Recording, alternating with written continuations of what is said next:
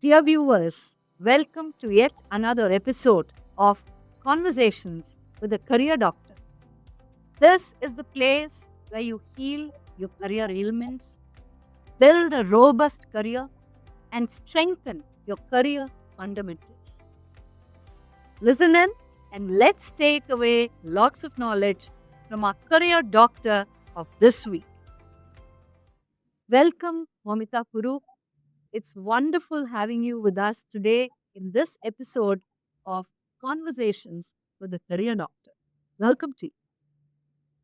Thank you so much, Dr. Saundarya. It's a pleasure to be part of this episode and would love to share my experiences so far as part of the Career Doctor series. Thank you, Momita. Momita Kuru, dear friends, is Vice President and Global Head of HR of Sasken. And she is somebody that we have actually interacted with uh, as far as Avatar is concerned in a variety of different ways. She's an amazing motivator of women, someone who takes her career and her role very, very seriously. And more than anything else, she is someone who truly represents the diversity that we speak about in our profession, diversity, equity, and inclusion, simply because of the fact that she is a polyglot, someone who speaks 16 languages. I mean, get that, viewers? It's not two or five or six or anything. That is the double digit 16. My God, I'm going to start with that question to you, actually, Momita. 16 languages. How did you master all of that? Tell us. Tell us the secret. Go ahead. Sure, Dr. Saundarya.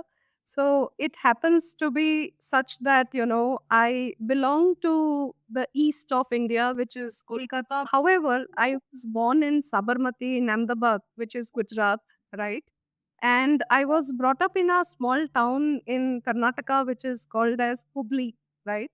So I think right from birth, fate kind of took me to places and just to fit in or, belong there, I had to sort of learn languages, right? So right from learning Gujarati because I was born there and being a city where you have people talking Konkani, Marathi, Kannada. I had to, of course, learn to read and write Kannada because this is the state where I've studied till my masters, right? And I happen to be married to a Malayali from Kerala, so had to learn that language as well. Interestingly, India is a diverse country, and if you know one language in a state, the neighboring state language almost seems easy to learn, right?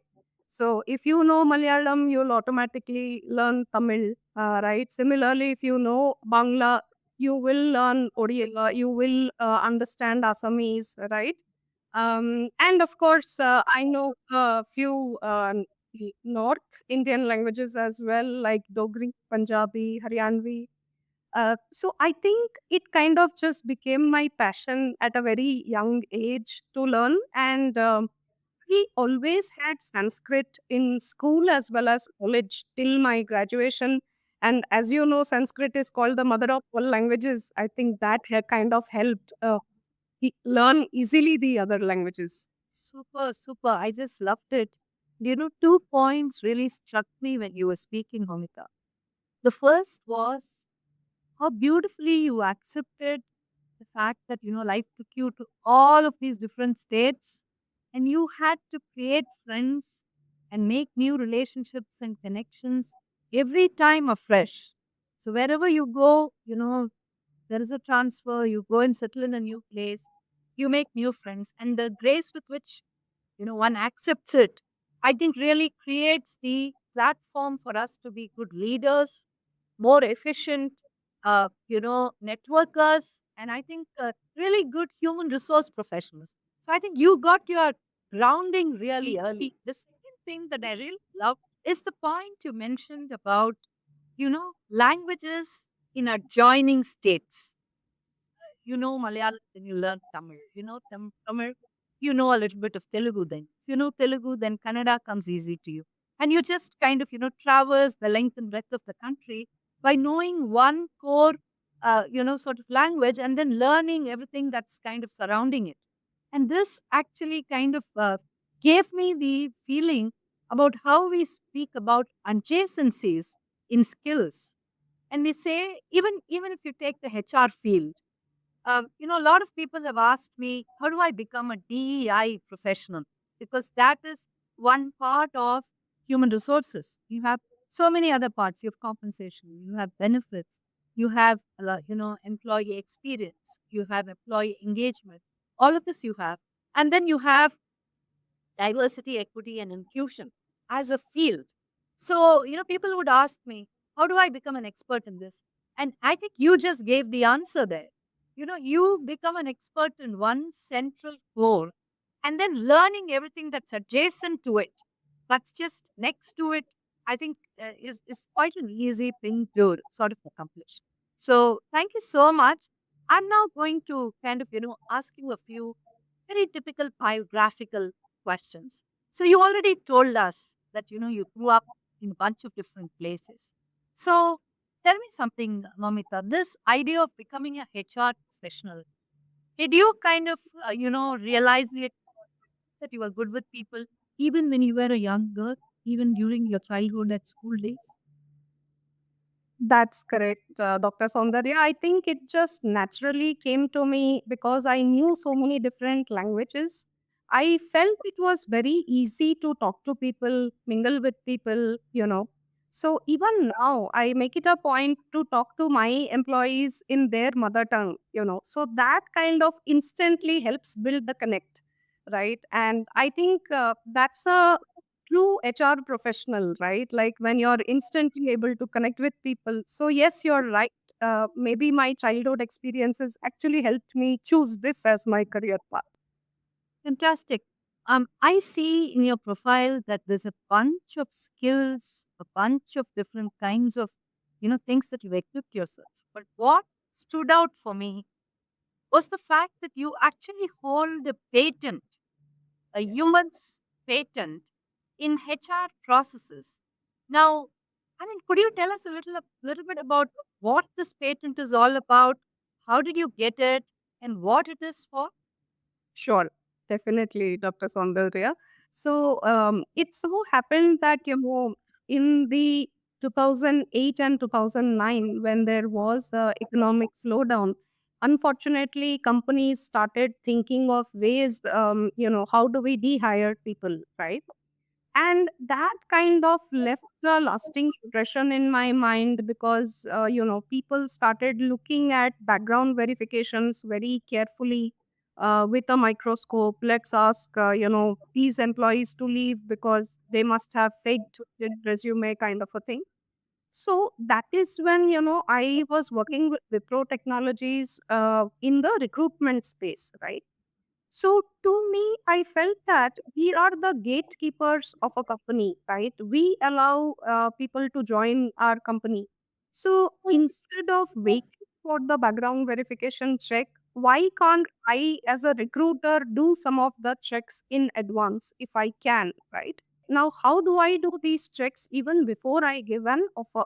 That is when I formed a team called Talent Quality Group within Wipro, and I'm happy to share that that group still exists in that company. So that was the opener to me. Like, okay, if I am putting a process in place to do a talent quality check even before we get the candidates into the organization, why not create a process document and also patent it, right? And that was when I actually filed for a patent on talent quality and got it after 4 years from the US. Super, super, fantastic. That's seriously amazing. The way in which you've applied something which is very practical, a need of the hour, and then put together a lot of thought into how can this be a benefit, not just for you, but for the industry at large. And the tech industry is one, these kinds of processes cannot be too much. We need everything that we can to make sure that the data that we are dealing with is correct, is perfect. And there are ton loads of different kinds of challenges that not just people in the tech industry, but especially HR professionals deal with when they are talking about people and talent within tech. Momita, what has your experience been? I mean, not only about dealing with people in the technology industry, but in your own career, have there been challenges which you've had to tackle, some of the career problems that you healed? Tell us about Definitely, Dr. Saundarya. That's a very interesting question. So, let me begin with, way back in the year 2003 when people used to have maybe yahoo.com or hotmail.com email IDs, and very few people used to have it at that point in time, right? And we were supposed to hire freshers, right? So, I still remember in Wipro when we were doing fresher hiring, um, I used to sit and actually post letters to candidates. Okay.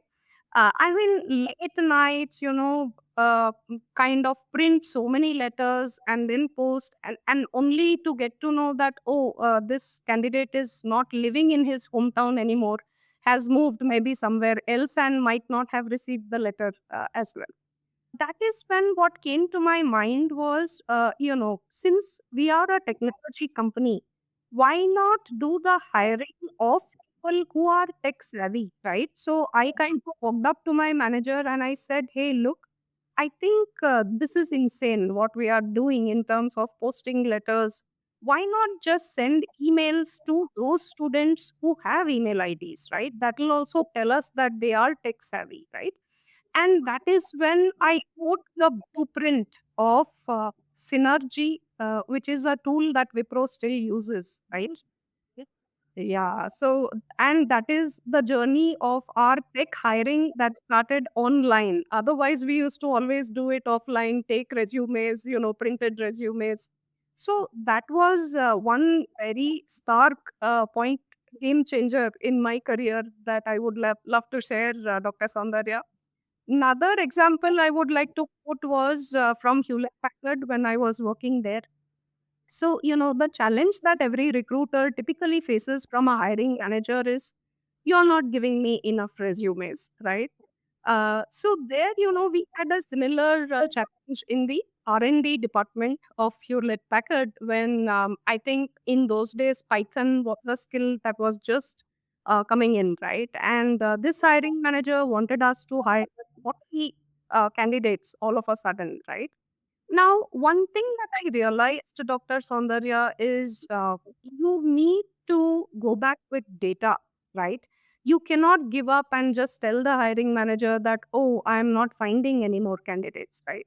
So that is when I think I looked up LinkedIn. I went to Wikipedia, did a search to Python as to when did this programming language come into play, right? So if this language is come very recently, which is like 2 years back, how can the hiring manager expect me to give him a 4-year experienced candidate in that language, right?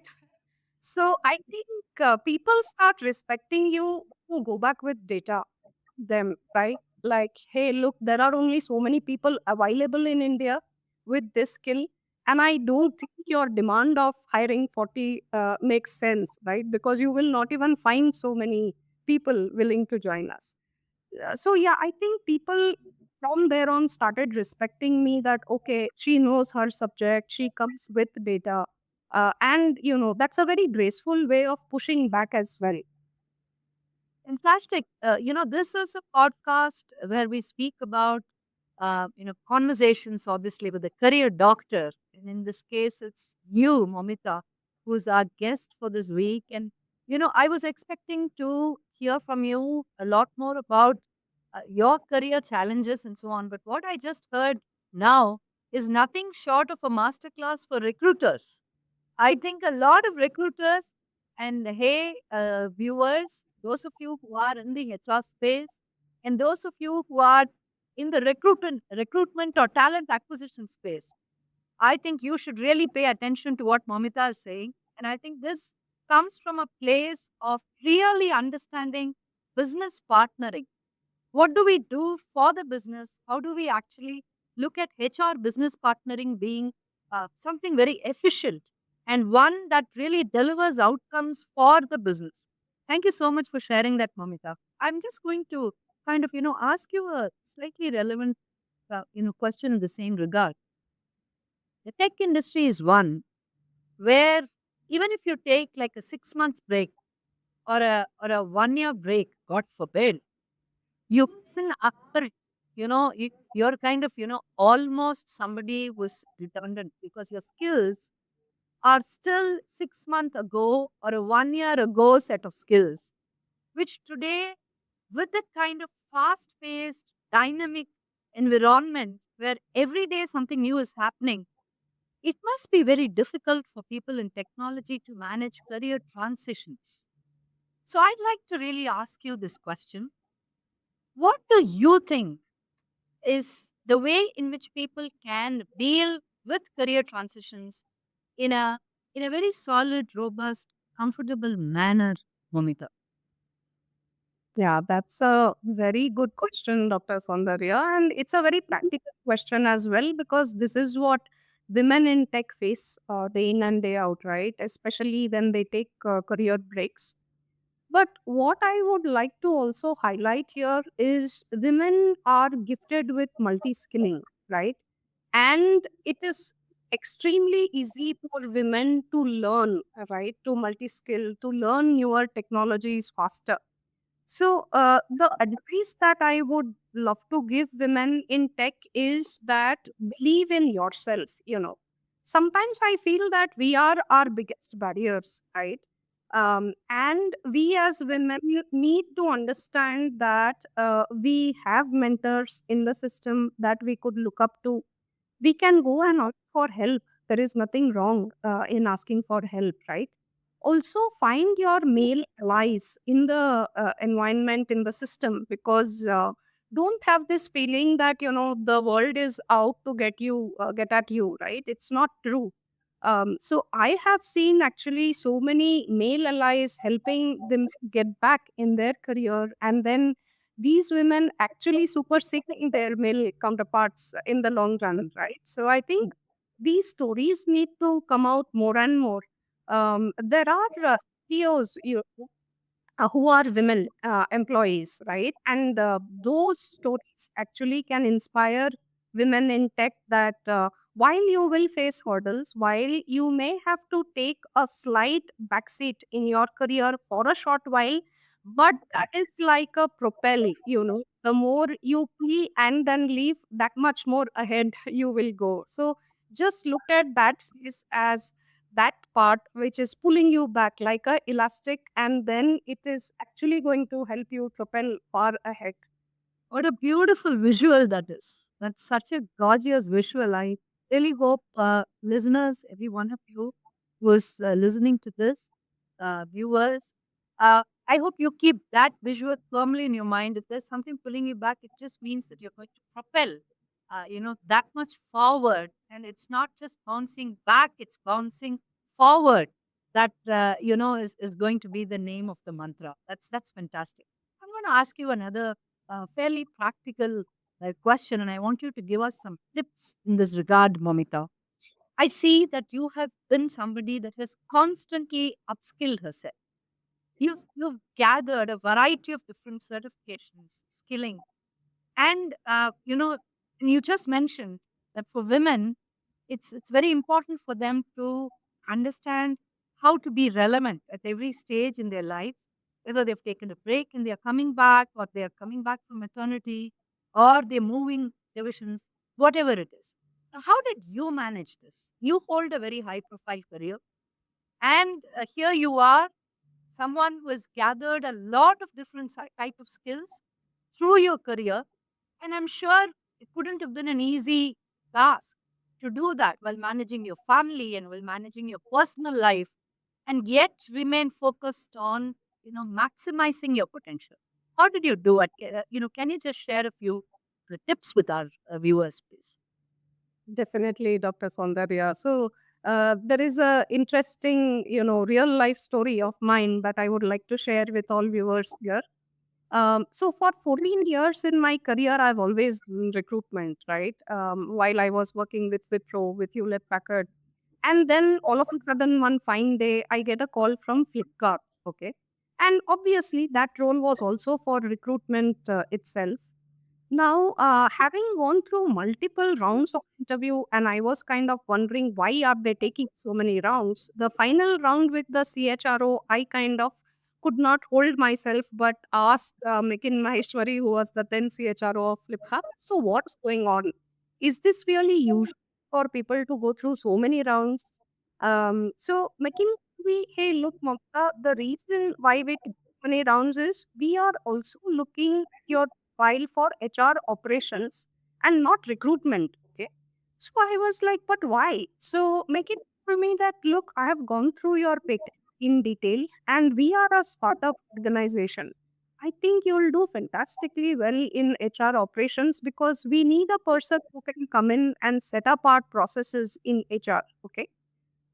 So I was a little confused. I told him I'm not very sure, Mekin, because I have never done HR operations in my life. So he said, "You go back home, think about it, and come back to me tomorrow." So when I went back and reflected, Dr. Sondarya, I started thinking, here is a person who is believing in me. Person really he knows that I have never done HR operations, but he is telling me that we want to hire you for that role. Then why am I not believing in myself? Let me give it a try, right? And that is how I took up the role in Flipkart for HR operations. Did it really for 2 years, and that is when internally the company offered me a HR business partnering role, right? And there my manager told me, hey, look, since this is the first time you're going to be playing this role, we would want to offer you a individual contributor role for the initial 6 months. And then if we find that you're doing well, we'll give you a team. So, I was kind of introspecting, should I be taking up this new role? I've always been a people manager in my career so far. Now, should I go back to being a individual contributor? And today, when I think back, I think that was the best decision that I had taken in my career. So, gave it a shot. About 6 months, I did a individual contributor role, and then I was given a team. And that is when I decided that I will never hire a HR business partner in my team who already has a HR business partnering experience. So I have always given opportunities to people who have come from different backgrounds into my team, right? So I would hire a TA person, a LNG person, and train them because I also had a hands-on experience into that role as an individual contributor. So I think that intrinsically to me that here is a company that is believing in me, even though I have never done that role in my life. So why should I give that opportunity to others as well? Perfect. Beautiful. Uh, may I just ask you to tell me this thing of moving out of the, and they say the comfort zone is the place where your dreams go and die. Because, I get so used to doing the same thing again and again, and you don't want to take risks. You don't want to do something different. And you just kind of, exist and vegetate in the comfort zone. Now, clearly, your case, you decided to take the bull by its horns. You said there is an opportunity that's coming. And I love the fact that you underscored, the belief that your organization placed in you, saying somebody else is ready to take a risk on me. Why can't I take that risk on myself? And that, was a very profound moment for me. So I want, to ask you, how do we take risks? How do you get used to moving out of the comfort zone? And I think it's very important for women to hear how you did that.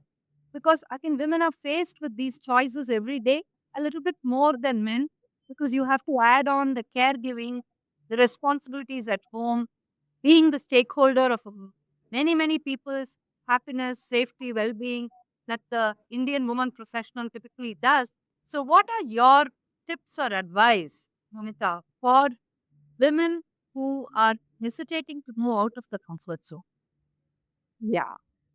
So, first of all, I would like to say that everything is in our mind, okay?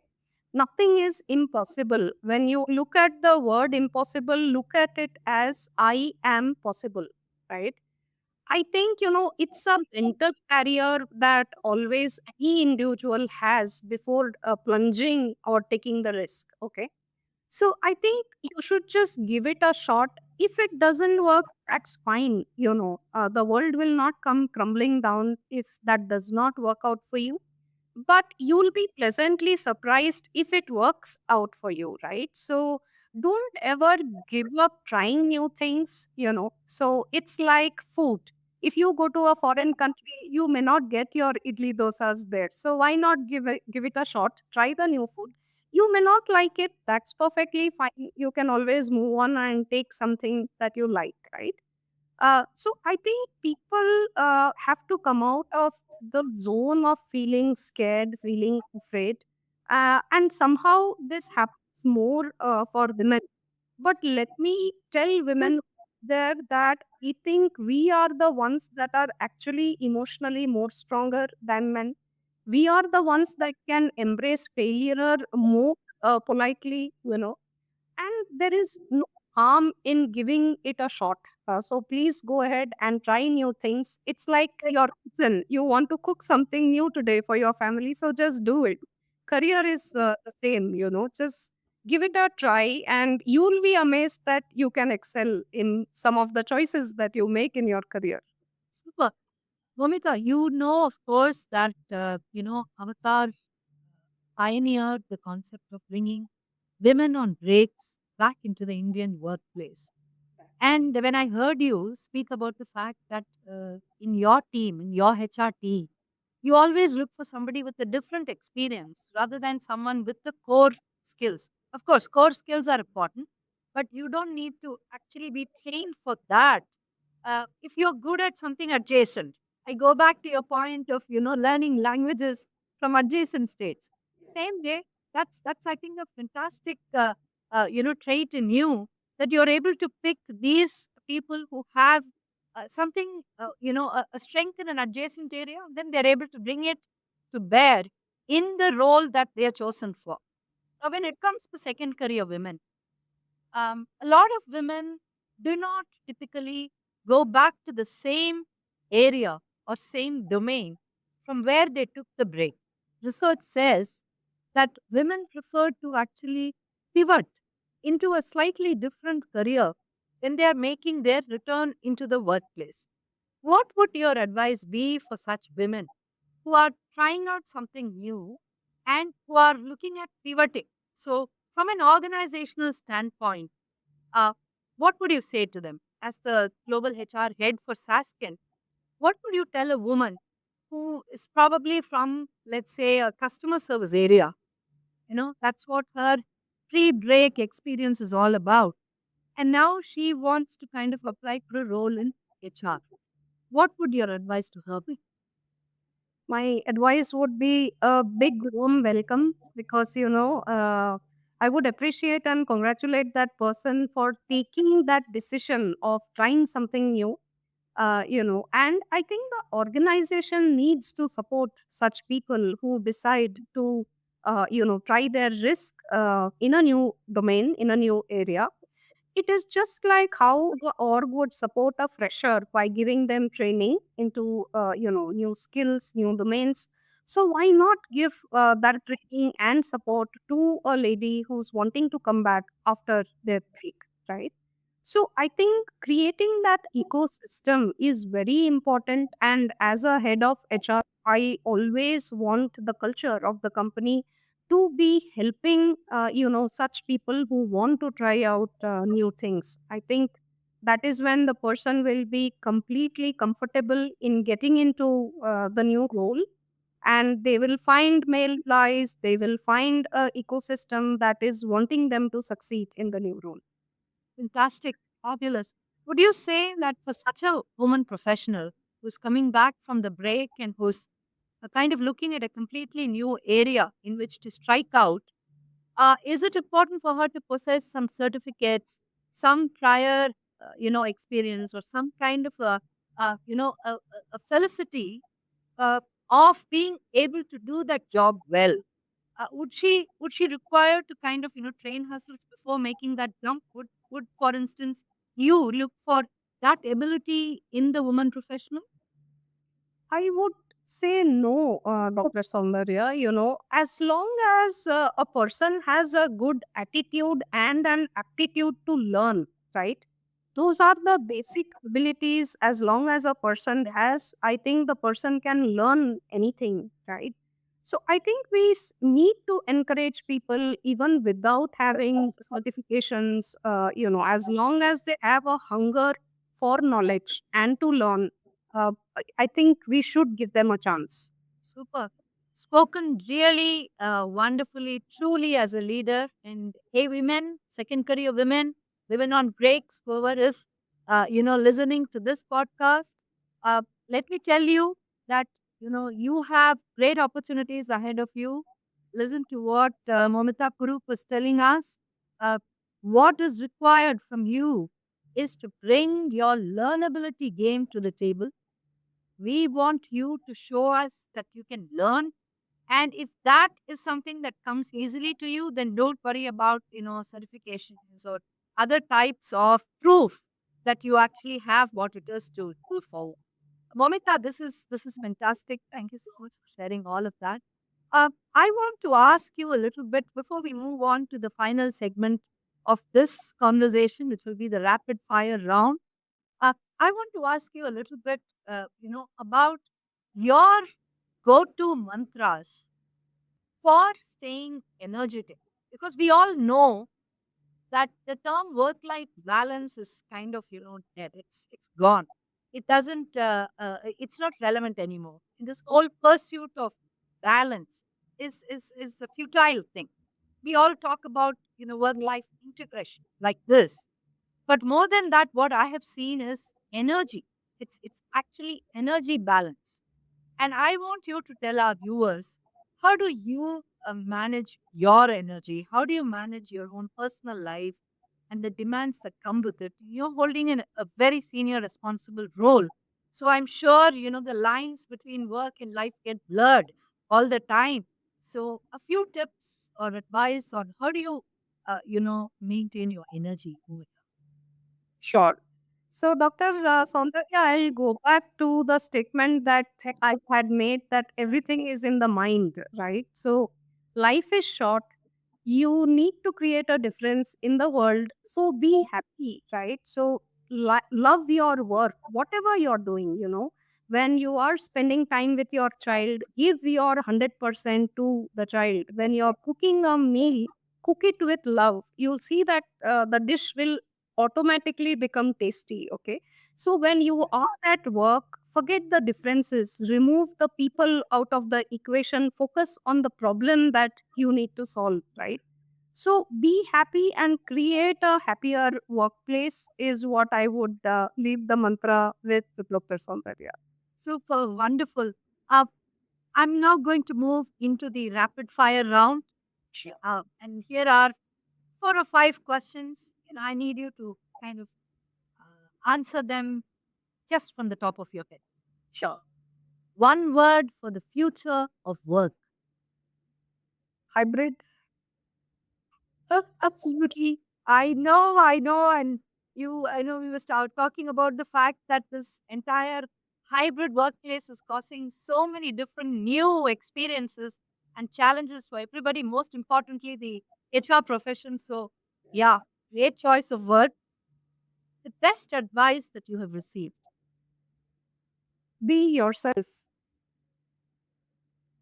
you know, just be yourself and believe in yourself, and things will work out. No jargons, no tech mantra, just I think, the confidence level that you get when you believe in yourself just helps you through everything, Dr. Saundarya. Yeah. It's beautiful. You spoke about tech jargon, so I'm going to ask you my next question around that. Uh, what is the one thing about the tech industry that you would like to change? Yeah. don't depend blindly on AI ML because that's the future where tech is going. There has to be some humanness into the way they do work, right? So try and use your own intelligence at times. Don't totally depend on AI ML. Uh, yeah, natural intelligence trumps artificial intelligence any day. So, great choice. Tell me, what is your most favorite app, the most used app on your phone? Nowadays, it is ChatGPT and Copilot. Well, so I think you are kind of, practicing what you're preaching. Use Chat GPT, but make sure that your natural intelligence is the one that kind of, really has the final word on it. So that is the final question to you. Something that is on your bucket list which you would like to do very soon. Give back to the community. I love to teach, especially maybe to MBA students. I love going to colleges and sharing my experiences with them because I think that was something I was lacking when I was in college. We did not have too many mentors or too many industry people coming and talking to us about what should be the right career choices, career paths. So, yeah, giving back to the community would be something I would love to do. Dr. No, we'd like to make that part of your bucket list happen really soon. As you know, at Avatar, we run a not for profit called Avatar Human Capital Trust. And in that, we have two programs, Project Putri and Nipuni Career Pathing. And for Nipuni, I think somebody like you who wants to give back and wants to come and, share your wisdom with young women professionals who are about to set foot into the big world of work is something we can definitely enable. Momita, this has been so wonderful chatting with you. And is there anything else that you'd like to leave our viewers with? Any piece of advice or anything you'd like to say, which they can, keep close to their hearts when they are dealing with tough times in their career, and which they can use to become their own career doctors? Something you'd like to leave our viewers with? Yeah. So one word would be that never be afraid to try new things, and always try and help others, right? So when you are successful, try and give back to the community. Afkar has always been one company, Dr. Saundarya, that I have always looked up to. Okay? And truly, I mean, what a noble thing that you're doing, you and your team. Really appreciate that. So, my one word to people who must be in the middle of their career or start of their career is please be mentors to the younger generation and try and give back. That is the actual way how people learn, right? While there are so many technology available, but really be a mentor and encourage people to learn and not be afraid to venture into new things, new domains. Fabulous. Thank you so much, Momita, for that wonderful exchange that we had with you today. Thank you so much for having me in this podcast and all the best, everyone. Dear viewers, hope you enjoyed this week's experience, this week's interaction with the career doctor of this week's podcast, Momita Kuru, Vice President and Global Head of HR at Sasken Technologies. Wishing you all a fortified career filled with discovery and delight. Thank you.